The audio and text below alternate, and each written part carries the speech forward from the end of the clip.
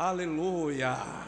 Existe o tempo de Lodebar e o tempo de voltar para a mesa do rei, ou de se assentar na mesa do rei. E o tempo de Deus na sua vida vai se cumprir, tá? Não desespera, tenha calma, Deus não esqueceu você. Eu conheço um camarada muito próximo a mim, muito amado meu, muito mesmo, porque quando eu digo para ele assim, se acalma, ele diz, quanto mais o Senhor manda eu me acalmar, mais eu fico nervoso. Mas na verdade, dá uma olhadinha para o irmão do seu lado e diz para ele assim, tenha calma, tenha calma. Queridos, nós vamos ler a Bíblia. Gerson Rufino tem CDs. Eu estou querendo dar uma carreira nele, mas eu estou meio cansado. Ele só trouxe 19. Vim para a Feira de Santana e trazer 19 CDs. Sinceramente para nós, né? Mas estarão expostos lá na saída do templo. Gerson é um amigo muito chegado, um companheiro. Eu prezo muito por ele e pelo seu ministério. Queridos, o irmão Rafael Ferreira da Silva perdeu alguns documentos, estão aqui, tá? Se o irmão estiver aqui, eu vou entregar aqui. Irmão Inivaldo, por favor, se ficar no meu bolso, eu vou levar para casa. Então, por favor, amado, vamos abrir as nossas Bíblias em nome de Jesus. Deixa eu lembrar para os irmãos que quando terminar o culto, os DVDs das semanas anteriores estão expostos lá na parte inferior do templo. Aquela série de mensagens que nós fizemos, dinheiro, perigo, maldição ou bênção. Adquira, dê para alguém, abençoe a vida de alguém. Nós estamos abraçando alguns missionários, eu já disse aqui, hoje nós despedimos uma irmã que apresentamos um dia desse, a irmã Sara, indo servir no campo missionário no nosso estado, mantida pelo Ministério Josué Brandão. Então eu preciso da sua ajuda. Outra coisa que eu quero lhe falar, eu disse aqui semana passada, vou repetir. Tem uma revista secular em Feira de Santana, ela é distribuída gratuitamente, tá? Para clínicas, hospitais, nesses condomínios fechados da nossa cidade. Cada banca recebe uma quantidade para distribuir gratuitamente. E este mês nós estamos dando, olha para mim, dando 4.000 CDs de pregações que serão lacrados com a revista para serem distribuídos gratuitamente, tá certo?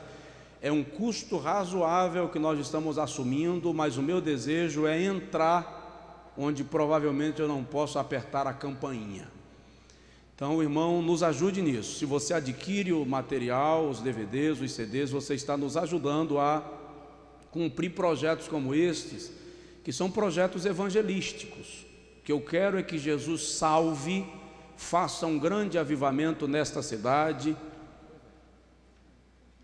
e que o seu nome seja glorificado na nossa vida. Então nós estamos distribuindo 4.000 CDs de pregações gratuitamente, nenhum centavo, já vai lacrado na revista e vai ser distribuído na nossa cidade. Nos ajude em nome de Jesus. Segundo livro dos Reis, capítulo de número 5. Semana passada, os que estavam aqui perceberam que a minha voz, já não terminei a pregação bem, de lá para cá a voz fechou. Sexta e sábado eu estive ministrando em Vitória, no Espírito Santo, na verdade em Cariacica. E no sábado eu tive muita dificuldade de desenvolver a pregação e a minha voz não está boa. Na verdade eu estou falando com ela assim bem mansamente, porque se eu percebo bem, eu estou com um prejuízo, uma perda dela ainda. Então eu vou falar assim bem tranquilo, para conseguir terminar a pregação em nome de Jesus. E acredito que o Senhor, que é fiel, outra vez nos socorrerá. Quem diz amém? Segundo Reis, capítulo 5, versículo de número 1, aí nós vamos ler até o versículo 5, e em seguida o versículo de número 10. Eu recebi uma ligação essa semana de uma irmã que não quis dizer o nome, nem quis identificar o número, mas ela disse que estava orando pela madrugada e sentiu de me falar para eu pedir à igreja que faça uma oração por mim e quem puder faça um jejum. Eu não vivo pedindo aqui, não é porque eu não preciso não, tá? Preciso e muito, mas é que eu me sinto até constrangido de ficar todo dia, irmão, ora por mim, faz um jejum por mim. Mas já que a irmã sentiu de Deus e me deu essa deixa, então faça um jejum por mim, tá? Por nós, pelo nosso ministério, pela saúde também, em nome de Jesus. 2 Reis capítulo 5. E Naamã, chefe do exército do rei da Síria, era um grande homem diante do seu senhor e de muito respeito, porque por ele o Senhor dera livramento aos sírios, e era este homem valoroso, porém leproso. E saíram tropas da Síria e da terra de Israel, levaram presa uma menina que ficou ao serviço da mulher de Naamã. E disse esta à sua senhora: quem dera que o meu senhor estivesse diante de quem? Diante do profeta que está em Samaria, ele o restauraria da sua saúde ou da sua lepra. Então entrou Naamã e o notificou a seu senhor, dizendo: assim e assim falou a menina que é da terra de Israel. Então disse o rei da Síria: vai, anda, e enviarei uma carta a quem? Ao rei de Israel. E foi, e tomou na sua mão 10 talentos de prata e 6.000 ciclos de ouro e 10 mudas de vestes. 6. E levou a carta ao rei de Israel, dizendo: logo, em chegando a ti esta carta, saibas que eu te enviei Naamã, meu servo, para que o restaures da sua lepra. Versículo 10. Então Eliseu lhe mandou um mensageiro, dizendo: vai e lava-te 7 vezes no Jordão, e a tua carne te tornará, e ficarás purificado. Quem quer uma grande vitória, levante a mão e diga amém.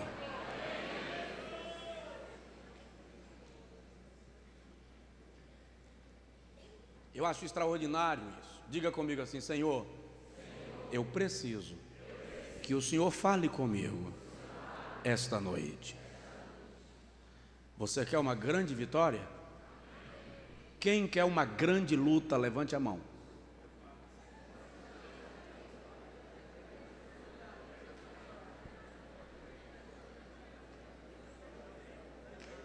O que é que respalda uma grande vitória?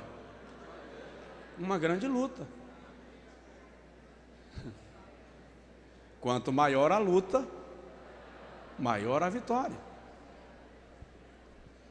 Nós precisamos entender isso. Deus, eu quero uma grande alegria, mas o que é que referenda uma grande alegria? Uma tristeza.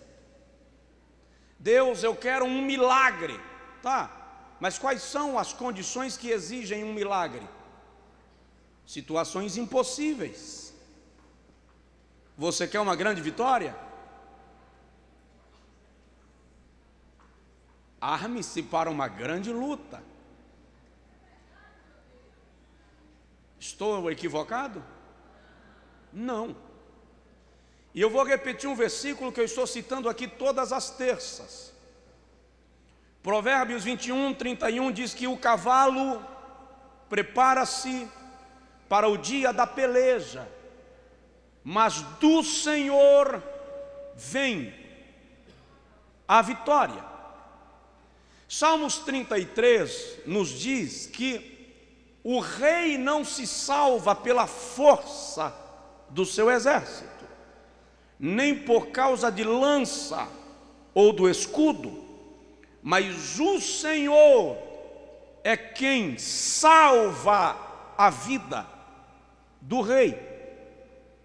Naamã, eu já falei dele aqui nas últimas 2 terças.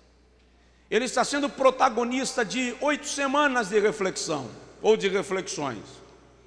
Ele era um homem conceituado no seu reino, a Síria. O versículo 1 traz para nós um currículo invejável de Naamã. O texto diz que ele era homem respeitado e de grande valor diante do seu Senhor. Nas versões mais antigas e, portanto, mais próximas dos textos originais, diz que Naamã era homem respeitado e honrado ou condecorado em sua nação. Aí o versículo 1 encerra com um porém amargo: honrado, respeitado, porém leproso. E a lepra trazia a Naamã um desconforto, tanto físico quanto social. Ele precisava de um milagre. Na casa de Naamã havia uma menina cativa, vou repetir, ela não era turista na Síria, ela era escrava, cativa. Eu já ouvi alguém dizendo assim: ela era uma empregada doméstica. Pelo amor de Deus, ela era escrava.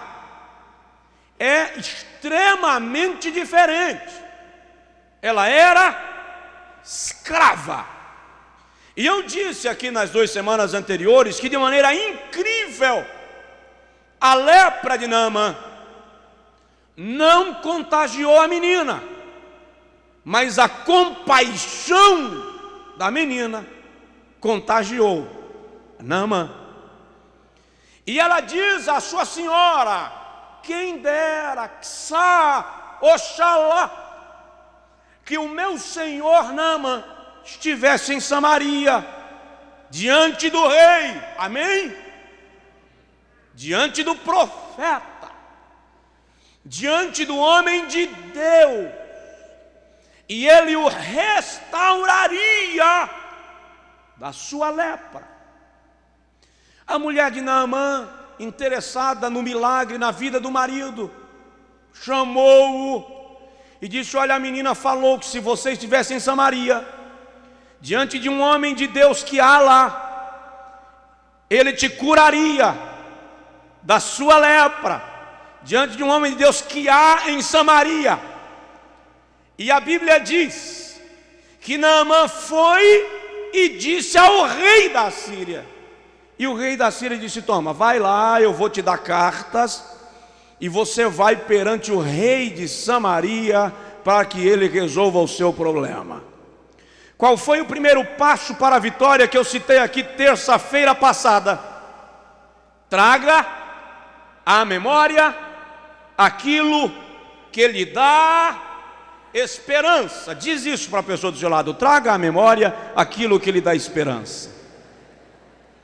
Mas o segundo passo para a vitória revelado nesse texto é: vá ao lugar certo. Naamã foi para o lugar errado.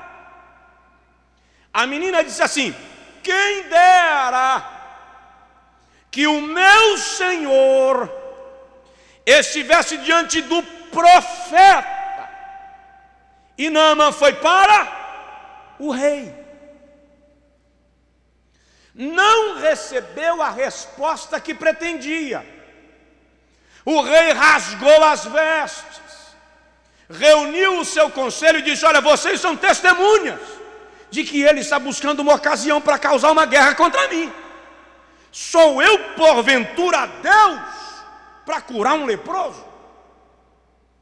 Porque foi ao lugar errado.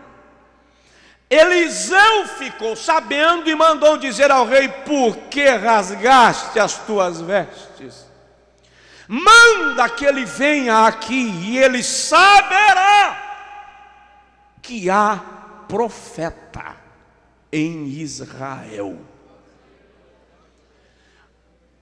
As nossas vitórias muitas vezes retardam, porque nós procuramos o endereço errado para contar as nossas causas e os nossos problemas. Se o aperto financeiro vem, nós temos facilidade de procurar o agiota, temos facilidade de fazer empréstimo bancário. As financeiras colocam jovens, adolescentes, jovens nos semáforos entregando folders de propaganda de empréstimo sem consulta a SPC e Serasa, porque a gente tem facilidade de procurar a maneira mais palpável de solução para os nossos problemas. Procuramos o amigo, procuramos a amiga, compartilhamos com aqueles que nem sempre são tão amigos assim, e de repente um problema que é pessoal, que é íntimo, é conhecido de 2, 3, 10 e de uma multidão inteira, porque procuramos a pessoa errada, porque fomos ao lugar errado. Naamã cometeu este erro, procurou a pessoa errada para resolver um problema que ele sabia o endereço da solução. Eu disse aqui um dia desse que eu estava deitado há umas semanas atrás, uma tarde, e comecei a raciocinar algumas coisas, e um turbilhão de problemas invadiu a minha mente. E eu comecei a assimilar cada coisa e foi enchendo. E de repente deu uma sensação de explosão. E eu pensei comigo: eu tenho que conversar com alguém, senão eu vou ficar doido. E eu peguei o telefone e liguei para um amigo. E o telefone deu caixa de mensagem. Tem gente que tem celular, não sei para quê, né, Esdras? Estou falando Esdras porque ele liga para mim, diz que me liga uma eternidade de vezes e só dá caixa. De repente eu liguei para outro amigo e a esposa disse: acabou de sair, Josué. Liguei para um terceiro, chamou e não atendeu. Aí eu dei um tapa no colchão e disse: eu tenho que conversar. E na hora o Senhor me disse: converse comigo. Mas eu estava tão cheio, eu estava tão chateado, que eu disse: tá, Jesus, vou conversar contigo, mas eu preciso conversar com alguém aqui perto de mim, uma pessoa que eu perceba diante de mim. Questão de 3 minutos, o meu quarto foi tomado por uma presença sublime. Eu tinha a sensação que a glória de Deus estava enchendo cada espaço. Eu não o vi, eu não o toquei, eu não senti o colchão da minha cama se mover, mas eu sabia que Ele estava lá, sentado para me ouvir falar. Dá um toque no vizinho assim, diz para ele: procura o lugar certo. Procura o lugar certo. A solução não está na mão do rei, a solução está na mão de Deus. A esposa de madrugada, em amor, e ele faz assim: homem, eu preciso conversar. Ele: mulher, me deixa dormir.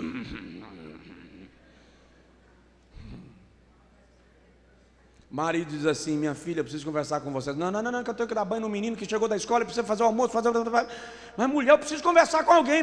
E ela dispara: mas cala a boca, homem, me deixa fazer o almoço. Jesus diz assim: entra no teu quarto, fecha a tua porta, ora ao teu pai em secreto. Ele vai te dar uma resposta pública.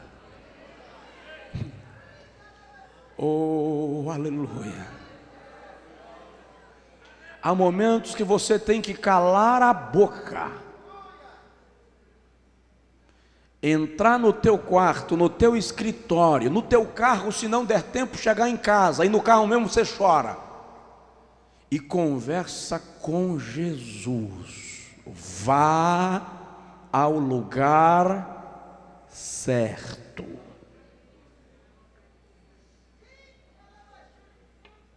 Marcos capítulo 5 tem uma mulher, a Bíblia diz que ela sofria de uma hemorragia interna há 12 anos, e o texto diz que ela já havia procurado os médicos da época, e já havia gastado todos os seus bens com a medicina legal dos seus dias, e o texto diz assim: e ninguém lhe dava nada, não havia solução para o problema dela. De repente ela ficou sabendo que Jesus ia passar na sua cidade, e ela pensa: se eu tão somente tocar na orla do seu manto, eu serei curada. Ela tinha 12 anos procurando solução sem resposta. E a Bíblia diz claramente, a lei mosaica estabelecia que a mulher, nas circunstâncias em que ela estava, era considerada uma mulher impura, impedida do convívio social. Mas ela embrenha-se no meio da multidão, pede licença a um, empurra outro, acotovela outro, e se aproxima do mestre. E a Bíblia diz que ela estendeu a mão, discretamente tocou na orla do vestido de Jesus. E o que eu gosto é que Jesus parou.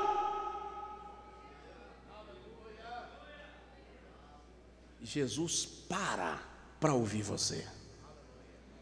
Tem pessoas que têm a sensação que Deus é tão ocupado que não para nos ouvir. Já conversou com aqueles homens importantes que você tem que falar e ir caminhando atrás deles, porque ele não tem tempo para você?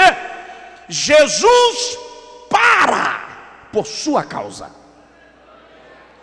Ele parou e perguntou: quem me tocou?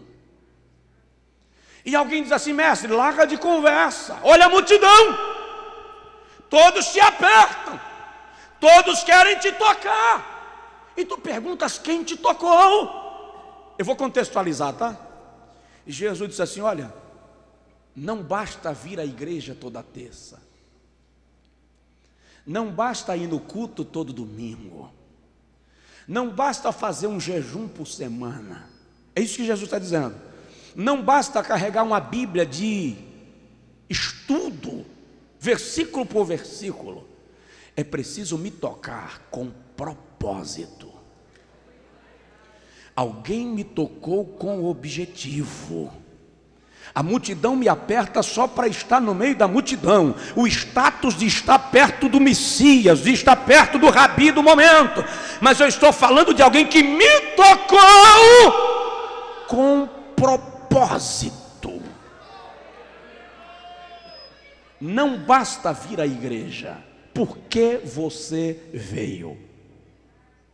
Isso importa. Alguém me tocou diferente, porque eu senti que de mim saiu poder. Ela estava curada porque procurou o lugar certo. Não basta ser religioso. Frequentar a religião que você professa não é o suficiente. É preciso procurar o lugar certo. Algumas pessoas erraram em Israel nos dias do ministério de Jesus, porque procuraram a Jesus no lugar errado. Aliás, até Maria e José cometeram esse erro. Quando Jesus tinha 12 anos e eles foram embora de volta para a sua terra, e Jesus ficou em Jerusalém, a Bíblia diz que eles procuraram a Jesus por todas as partes. Ele estava onde? No templo, conversando com os mestres da lei. Lá no livro do Êxodo, capítulo de número 14, a Bíblia diz que Israel estava saindo do Egito. E quando Israel chega às margens do Mar Vermelho, a Bíblia diz... Tenta não se incomodar, por favor. Faça um exercício. Quando Israel chega às margens do Mar Vermelho, a Bíblia diz que Israel parou para acampar. De repente alguém olha para trás, a Bíblia não diz quem foi. Eu acredito que tenha sido do grupo de Coré, Datã e Abirão, que deu uma olhadinha e disse assim: olha, Faraó vem atrás de nós. Aí foram a Moisés e perguntaram: porventura não havia cemitério no Egito para você nos trazer a fim de morrermos aqui no deserto? A Bíblia diz que Moisés foi clamar ao Senhor. Ele poderia ter ido consultar os anciãos de Israel. Ele poderia ter ido consultar os cabeças das tribos. Ele poderia ter ido averiguar aqueles que estavam em condição de guerrear contra o exército de Faraó, ou do Faraó. O que Moisés foi fazer? Orar. Foi ao lugar certo. E o que eu gosto, e nós vamos ver isso ao longo dessas semanas, é que as respostas de Deus às vezes não tem nenhuma lógica. Por que clamas a mim, Moisés? Irmão, precisava Deus fazer uma pergunta tão sem sentido dessa? Fala sério, não é uma pergunta sem sentido humanamente? Ora, Senhor, por que eu clamo a ti? Dá uma olhadinha aqui para baixo e vê que vem um exército inteiro para arrebentar com a gente. O Senhor quer realmente que eu te diga por que clamo a ti? Mas o Senhor diz assim: olha, para de clamar e manda que o povo marche. Tá bom, mas eu vou marchar para onde? Na frente está o Mar Vermelho, atrás vem Faraó, de um lado as montanhas, do outro lado os amorreus, e eu tenho 600 mil homens fragilizados pelos 400 anos de escravidão, mulheres e crianças. Marcha para onde? Aí o Senhor olha para Moisés e pergunta: que tens nas mãos? Uma vara. Para que serve uma vara nessas circunstâncias? E o Senhor diz a Moisés: fere as águas. Irmão, entenda uma coisa aqui: a semente do milagre está na sua mão. Desperta isso na pessoa que está aí perto.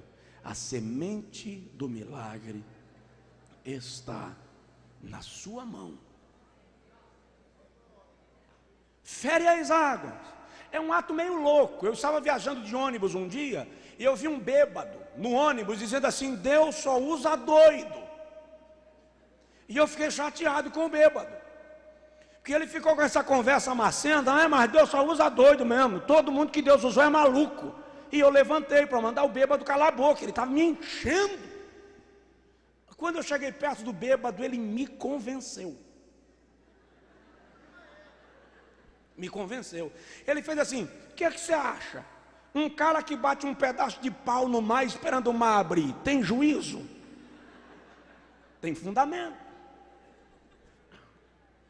Moisés chega diante do mar, 3 milhões de pessoas diante dele aproximadamente, toma uma vara, estende a vara em direção às águas, sob olhos atônitos de um povo amedrontado, e ele fere as águas. Isaías descreve o que foi que aconteceu quando Moisés feriu as águas, capítulo 11. Isaías diz, olha para cá, que o Senhor segura o vento, no punho da sua mão.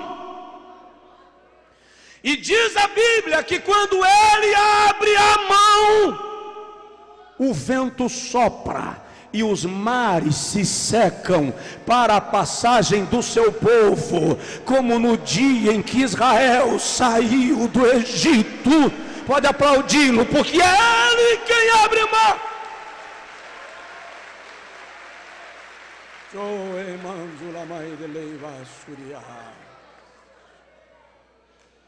Quando Moisés feriu as águas, o braço de Deus se moveu. Salmo 136 diz que ele abriu o mar com mão forte e braço estendido. E ele abre a mão e o vento sopra e o mar se abre. E Moisés olha para o povo de Israel e diz: passa. E o povo entra mar adentro a pés enxutos. E a Bíblia diz que um anjo do Senhor desceu e se colocou entre Israel e os egípcios. E quando os egípcios iam encostando em Israel para trucidá-los, o anjo do Senhor provocava, e os carros do exército do Egito se quebravam e atolavam, e Israel marchava. E quando chegou do outro lado e as águas do mar se fecharam, Moisés olhou, Miriam não aguentou, catou uma bateria, saiu batendo, cantando e dizendo: o Senhor gloriosamente triunfou, só Jeová é Deus. Aleluia, aleluia. Procura o lugar certo. Para de desabafar com quem não pode fazer nada. Para de conversar com quem depois vai usar as suas fraquezas contra você mesmo. Para de falar com quem depois vai falar de você. Ajoelha, senta, deita, chora, conversa com Jesus. Olha para cá, Ele entende você. Ele entende até onde você errou. E sabe o que é melhor? Jesus não é muito do tipo, pai e mãe é. Pai e mãe diz assim, não faça. Mas você faz. Quando dá errado, o pai faz assim. Eu não te avisei? Jesus não. Jesus não diz assim, eu não te avisei. Jesus diz assim, tá, você errou. Mas me dá a mão. Vem comigo. E quando você não aguenta nem levantar, Ele desce ao seu encontro e te pega no colo e te carrega nos seus braços, porque Ele nunca desampara o clamor do aflito.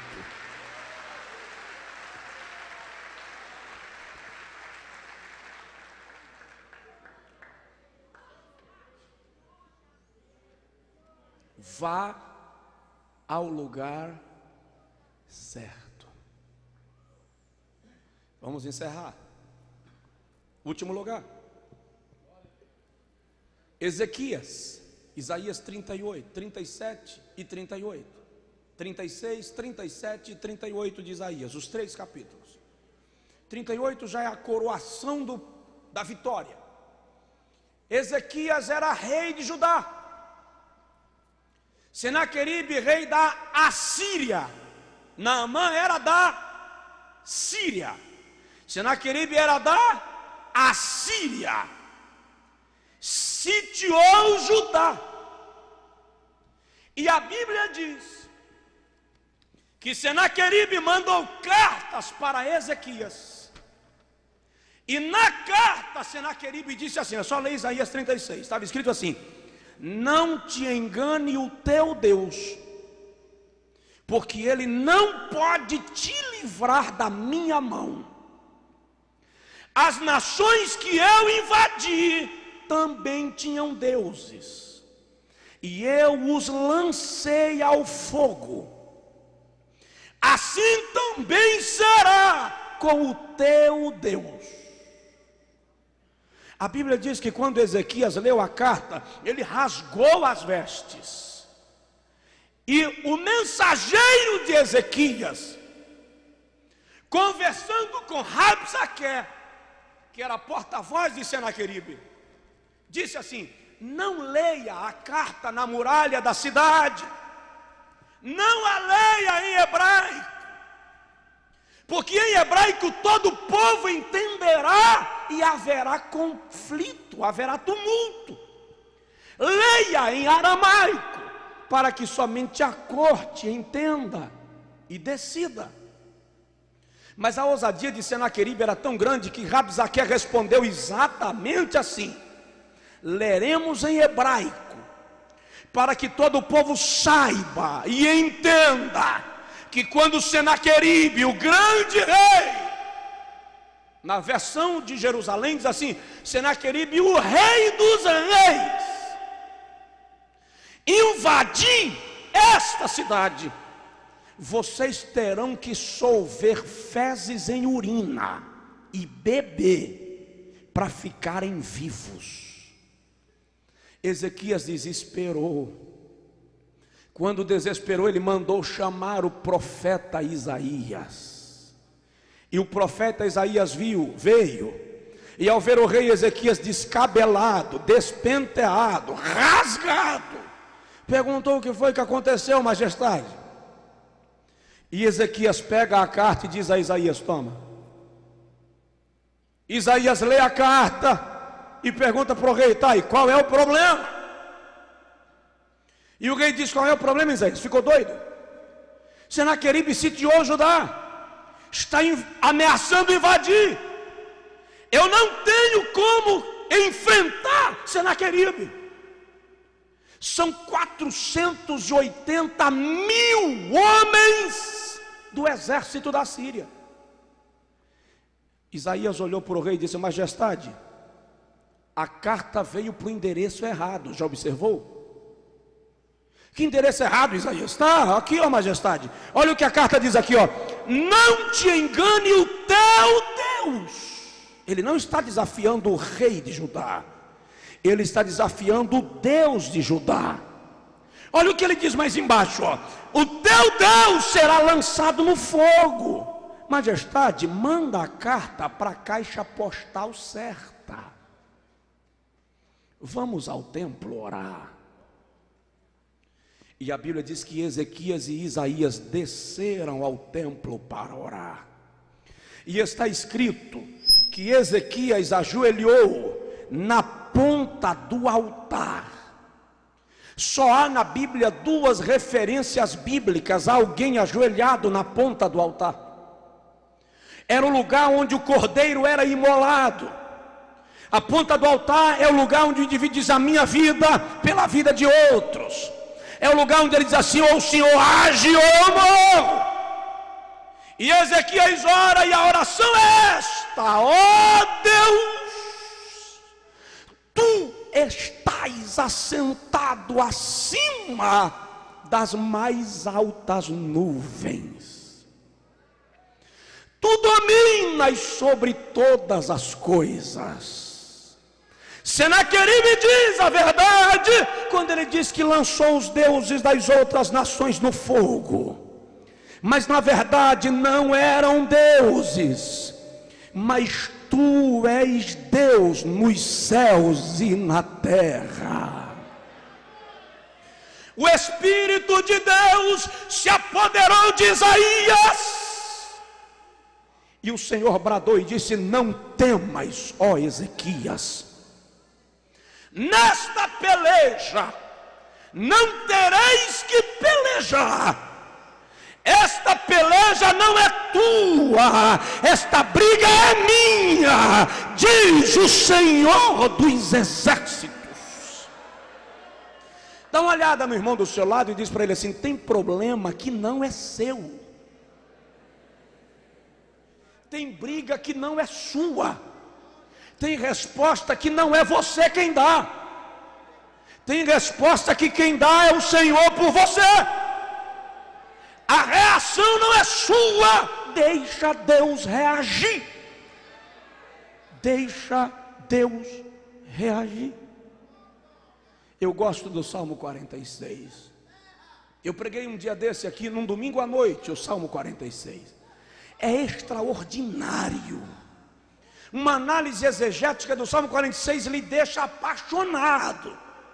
Em outras palavras, o salmista está dizendo assim: ó, vai dar terremoto, maremoto, as ondas se levantarão, os montes vai se aplainar, mas há um rio cujas correntes alegram a cidade de Deus.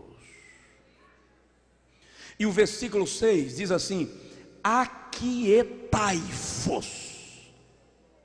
Diga comigo isso: aquietai-vos. Sabe o que é aquietai-vos ali?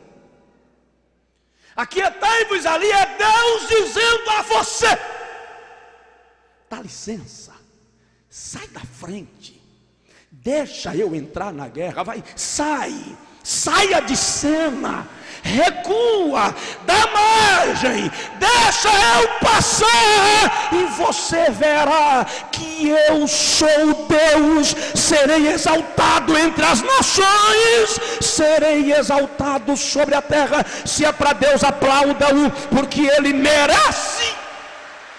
Fica de pé, por favor, quem puder, mas pode ficar em pé dando glória a Deus e aplaudindo. Levante a mão se quiser, enalteça se desejar, porque Ele é Deus. Aquietai-vos.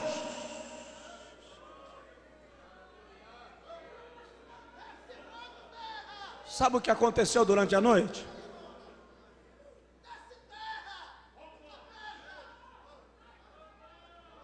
Sabe o que aconteceu durante a noite? Um anjo desceu do céu. Quantos anjos? Um. E matou 185.000 soldados da Assíria. Quantos anjos? Um. Se um anjo eliminou um exército de 185.000, você já parou para analisar que há anjos de Deus que pelejam por você? E a Bíblia diz que Ele faz dos seus anjos mensageiros e dos seus ministros labaredas de fogo. Vá ao lugar certo, sai de cena. Para de brigar por aquilo que você não pode vencer. E vá conversar com quem não perde uma. Deus não perde peleja. E luta por sua causa. Se você puder, diga para o Senhor aí, diga: Senhor, eu sei que tu lutas por mim. Oh, aleluia. Eu quero orar com você esta noite. Quero interceder com você esta noite. E você vai dizer a Deus. Eu não estou dizendo que você não vai conversar com ninguém mais não. Não estou dizendo isso. Se você tem alguém da sua estima e legítima confiança, nós precisamos de pessoas perto de nós. Precisamos. Vamos falar disso na próxima semana. mas os seus mais íntimos sentimentos, os seus mais secretos pensamentos, desejos, mágoas, derrama aos pés de Jesus. Derrama porque Ele não vai usar isso contra você. Derrama porque Jesus não vai utilizar a tua fraqueza contra você mesmo. Pelo contrário, Ele vai dizer assim: o meu poder se aperfeiçoa na tua fraqueza. Faça com Deus um pacto agora, ainda hoje, quando chegar em casa, antes de dormir, em vez de ficar algumas horas diante da Sky, da TV a cabo ou da Globo, fique um pouquinho com Jesus. Diz para Ele: Jesus, eu preciso de uma audiência de 10 minutos, 30 minutos. Diz para Ele: preciso me abrir. Diz para Ele: estou chateada, estou mordido, Jesus. E ou o Senhor me ouve agora, ou eu não sei o que vai ser do meu estado de nervo. E acredite, Ele para a fim de ouvir você. Deus bom, Pai eterno, Senhor da glória, é a tua palavra. Eu creio nela. Eu creio nela. Senhor, fecha a nossa boca, põe um freio em nossa língua, para que a gente não fique falando com os reis de Israel. E vamos procurar o profeta, o homem de Deus, a fonte, o Senhor. Na dispensação do Velho Testamento, os profetas representavam o próprio Deus. Por isso, Senhor, nós estamos buscando a tua face. Tu conheces a dor desta mulher, a dor deste homem. Tu conheces como o coração desta pessoa está coberto de uma névoa enegrecida de amargura, de desespero.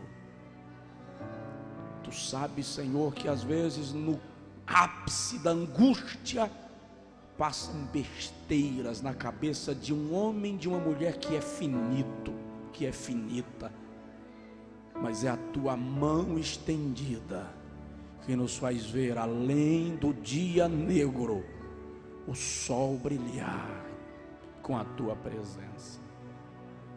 Ore pela pessoa que está do seu lado, se for possível. Eu peço, Pai, ministra sobre esta vida, ministra uma paixão pela oração, ministra uma paixão pela tua presença.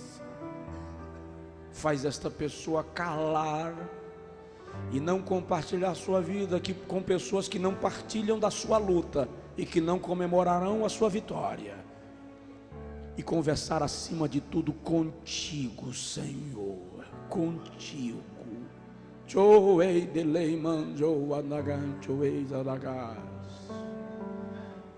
Usa agora as mãos dos teus servos que oram uns pelos outros, Senhor, e ministra através dos teus filhos na vida da tua igreja.